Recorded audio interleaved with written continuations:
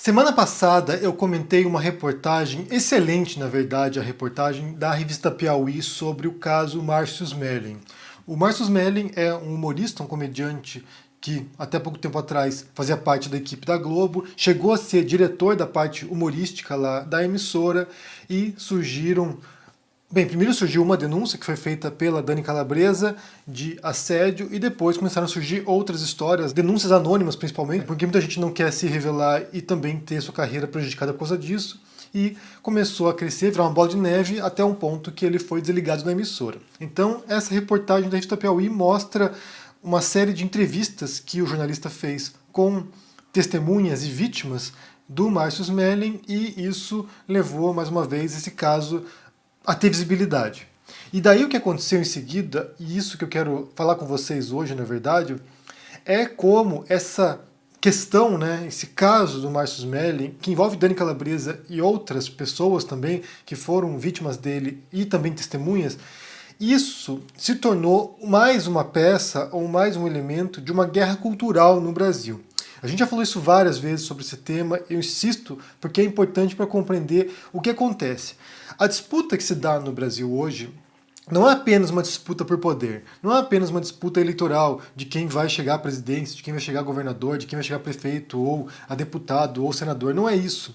Embora também seja, é um dos elementos. A disputa que se dá é uma disputa ideológica, em grande parte, e que está inserida nessa questão, né, nessa noção de guerra cultural. Então você tem, por exemplo, uma teoria conspiratória que é chamada de marxismo cultural, que diz que os marxistas, os comunistas ou a esquerda global assumiu todos os postos culturais, intelectuais ao longo das últimas décadas, ou seja, ocuparam a imprensa, ocuparam a televisão, ocuparam o cinema, ocuparam a música, ocuparam a literatura, ocuparam as universidades, as escolas, ou seja, a esquerda comunista ocupou esses espaços e tem usado esses espaços de prestígio, de conhecimento, de cultura, para doutrinar ideologicamente as crianças, os adolescentes e os adultos. Então, seria um grande plano maquiavélico, né, arquitetado pelos comunistas de dominação intelectual. E daí isso partiria, nessa teoria conspiratória, do filósofo italiano Antonio Gramsci, que teria pregado, de acordo com essa teoria, uma marcha pelas instituições, ou seja, a tomada desses espaços ideológicos e assim, através dessa disputa ideológica, uma conquista dos meios de produção, uma conquista da revolução que transformaria o mundo em comunista. Então, essa é uma teoria conspiratória, como eu disse, né? Isso aqui foi principalmente elaborado a partir dos anos 90 em diante. Tem um pensador, vou botar entre aspas aqui, uma figura, uma personalidade conservadora norte-americana chamado Pat Buchanan, que faz um documentário sobre esse assunto e começa a propagar essa teoria conspiratória. Na verdade, a origem disso pode ser retraçada ao nazismo. Você tinha lá uma teoria conspiratória também nazista que se chamava bolchevismo cultural, que seria justamente isso, né? A bolchevização da cultura no mundo, das artes, a arte degenerada. Então, em essência, essa noção de guerra cultural e marxismo cultural é bastante, pelo menos em sua origem, nazista. Mas hoje você vê sendo reproduzida não apenas por nazistas, mas pela extrema-direita global e também por certos grupos de direita mais tradicionais. No Brasil, o expoente dessa ideia, dessa noção de guerra cultural é, como vocês sabem, o Olavo de Carvalho, que constantemente propaga isso, mas ele não é o único e, obviamente, não é apenas no Brasil isso. Você vê fora também. Nos Estados Unidos é muito forte essa noção de guerra cultural, é muito forte essa noção de marxismo cultural também, principalmente nesses bolsões de extrema-direita. Tendo dito isso, a gente volta ao caso do Márcio Smelling para entender como se insere nessa disputa cultural, né? Como se insere nessa narrativa de guerra cultural. Porque o que aconteceu? O Márcio Smelling, aparentemente, né, pelo menos o que se diz, seria uma pessoa de esquerda ou um progressista que defende ideais que estariam vinculados a pautas de esquerda. Então ele é alguém que fez campanhas contra o assédio, que fez campanhas pró-feminismo, ou seja, fez várias campanhas, na verdade, que demonstrariam que ele está alinhado à esquerda. E de fato pode estar alinhado em muitas questões, né, em muitos assuntos. O grande equívoco aqui, a gente vai ter que esmiuçar isso mais uma vez, que eu já fiz anteriormente, é que não há qualquer tipo de unidade na esquerda e nem na direita, na verdade, né? Você tem diferentes grupos que pensam coisas diferentes, com diferentes pautas, diferentes propostas, tanto eleitorais, políticas, de políticas públicas, econômicas, sociais, ou seja, morais também. Tem os mais diferentes grupos. Você tem, de fato, na própria esquerda mesmo, grupos que são se não abertamente, mas certamente são machistas, são retrógrados, são homofóbicos, antissemitas, racistas. Você tem grupos que são transfóbicos, você tem grupos feministas, por exemplo, que são contra mulheres trans, que acham que mulheres trans são homens. Ou seja, você tem as mais diferentes posições e os mais diferentes grupos debatendo os assuntos de maneiras distintas. Só para pensar num caso, por exemplo, num exemplo recente, até, na verdade, está acontecendo há anos, na verdade, que é do Partido Trabalhista Britânico, que é um partido de esquerda, né? Um partido, o Labour, é um partido que defende os direitos dos trabalhadores, e você tem denúncias muito graves de posturas e falas antissemitas de líderes do Partido Trabalhista. Isso levou à queda de ministros, levou à queda de políticos do Partido Trabalhista por causa dessas falas antissemitas. Então, assim, ser de esquerda não é nenhum selo, nenhuma garantia de qualidade moral para ninguém. Você tem pessoas de esquerda que são machistas, você tem pessoas de esquerda que são racistas, homofóbicos, transfóbicos e que certamente passam pano para comportamentos que são totalmente desprezíveis. Ser de esquerda não é nenhuma legitimação moral para ninguém. Você tem grupos, bolsões na esquerda que praticam atos que são totalmente repreensíveis. Você tem bolsões na esquerda que são autoritários. Você tem bolsões na esquerda que são pró-armamentistas. Você tem bolsões na esquerda que são abertamente agressivos na postura como eles lidam com as questões. Isso existe, obviamente existe. Porque não há nenhuma unidade. Não há nenhum tipo de identidade de nós somos esquerda e é isso. Só para ter uma ideia, ontem, por exemplo, eu debatendo com alguém da esquerda pura, esquerda verdadeira, o cara me chamou de reaça filha da puta. Então, assim, não existe unidade. Então, assim, o Márcio Smelling, mesmo se ele defende pautas de esquerda ou defende certas visões de esquerda em algum momento do passado dele ou do presente, isso não quer dizer que ele represente um grupo ou que me represente. Não. Ele simplesmente representa alguma coisa, mas o que exatamente eu não sei. Mas é isso.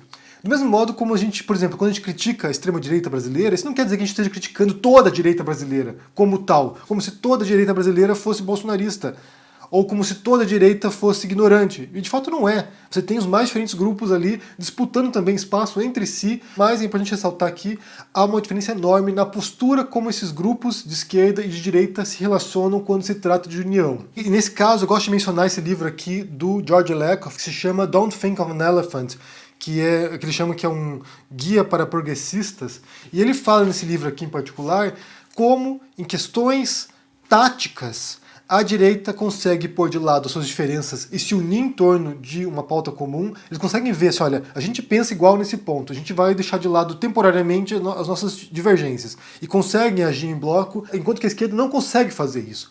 A esquerda, ela se concentra nas divergências, nas diferenças e não consegue atuar de maneira estratégica para obter ganhos políticos. Não consegue. E a gente vê isso diariamente. Grupos de esquerda que estão o tempo todo atacando outros grupos, se auto-minando, se autodestruindo. E eu vejo isso comigo frequentemente também. Então, assim, você tem grupos frequentemente me atacando aqui com o pretexto de que é uma crítica e, na verdade, são ataques direcionados para a destruição de reputação minha. Então, isso acontece. Eu não posso dizer que nem Porta dos Fundos, por exemplo, como no caso recente que a gente mencionou aqui, nem Porta dos Fundos, nem Márcio Smelling, nem qualquer outra figura representativa, nem Lula, nem Haddad, nem Ciro Gomes, representam a esquerda. Eles representam diferentes grupos do interior dessa esquerda, que é bastante plural e diversificada. Então é isso, primeiro ponto. O segundo ponto tem a ver com o próprio modo como a gente lida com esse tipo de questão, né? Como o assédio, seja moral, seja sexual. Porque é uma questão extremamente problemática. O que acontece? Se você, naturalmente, eu imagino que muitos fazem isso, na verdade, né? Eu acho que é a postura mais natural que a gente esperaria de um ser humano. Se você, naturalmente, fica do lado da vítima, que é o que você espera numa situação como essa, como consequência, você já está condenando previamente o acusado. Se você se posiciona pró-Dani Calabresa, você está, como consequência, se você acredita no que ela diz, você está condenando previamente o Márcio Smelling. Se você não se posiciona, se você diz, eu não sei, eu vou esperar as coisas avançarem, nesse caso particular você está quase como derivado disso, dessa postura, vitimizando mais uma vez a vítima. Porque pensa na situação seguinte, vamos pensar num outro cenário. Vamos pensar, por exemplo, você é assaltado, você sofre um assalto à mão armada, você está na rua, vem lá um bandido armado, te aborda e rouba suas coisas. Se você vai lá e conta para as pessoas, gente, eu fui assaltado, se a pessoa fala assim, Ah, mas tem que pensar que a gente tem que pôr na dúvida que você foi realmente assaltado. Como é que você garante isso? Como é que você prova isso? Será que você não pensou que foi assaltado? Será que você não interpretou a intenção errada do cara? Às vezes ele não queria te assaltar, às vezes a intenção dele não era essa. Você, como vítima de um assalto, você vai se sentir profundamente indignado. Vai falar, porra, meu, é claro que foi assaltado. Então, em outras circunstâncias, em outros tipos de crime, você questionar a vítima é um ultraje.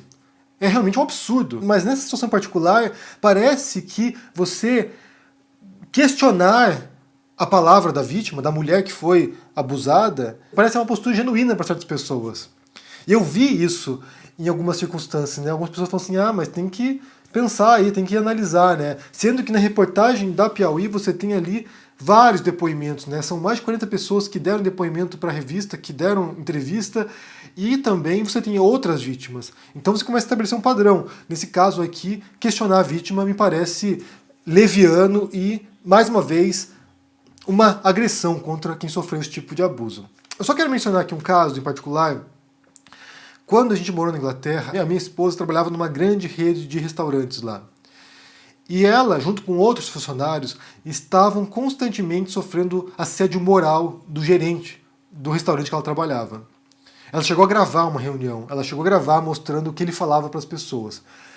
E ela tentou, na época, né, ela conversou com a gerência regional, conversou com a gerência distrital, ela tentou levar esse caso, sabe, para quem estivesse no topo da hierarquia no restaurante, para tomar uma providência, porque não era possível que tivesse um abusador, né, um assediador moral como gerente de um restaurante, maltratando os funcionários. De maneira sistemática, não era um caso ou outro, não era um momento que ele estava nervoso, que xingou alguém, não. Era algo recorrente e era algo permanente. O que aconteceu? Qual foi a consequência dessa investigação, entre aspas, feita pelo restaurante? A minha esposa foi transferida para outro restaurante. Ou seja, o assediador moral, a pessoa que estava constantemente humilhando os funcionários, continuou como gerente da empresa. Os funcionários que sofriam assédio continuaram sofrendo assédio. Quem foi transferida foi a minha esposa, que foi lá reclamar. Os outros continuaram sofrendo assédio. Então eu fico imaginando, ainda mais quando a gente fala em relação à postura da Globo nesse caso, que diz simplesmente numa nota que o Márcio Smelling tinha sido afastado, sido desligado por mútuo acordo, como isso não impacta, na verdade, no psicológico e no emocional dos outros funcionários, de pessoas que sofreram abuso. Esses casos, principalmente em assédio moral, né, que é muito difícil você coletar provas em relação a isso, porque é uma coisa muito emocional, né, a pessoa é maltratada e ela vai internalizando aquilo. Eu não sei como é que é hoje, na questão jurídica, de como isso vai para os tribunais, porque na época eu me lembro de ter lido muito sobre o assunto e dizia que era praticamente impossível conseguir uma vitória na justiça com assédio moral. Isso no Reino Unido, falando aqui na Inglaterra. Como é que você prova o assédio moral? Como é que você prova que o seu gerente está te maltratando? Como é que você prova que não foi um caso isolado? Como é que você reúne esse tipo de evidências para reforçar o seu caso? E daí, mais um detalhe, né?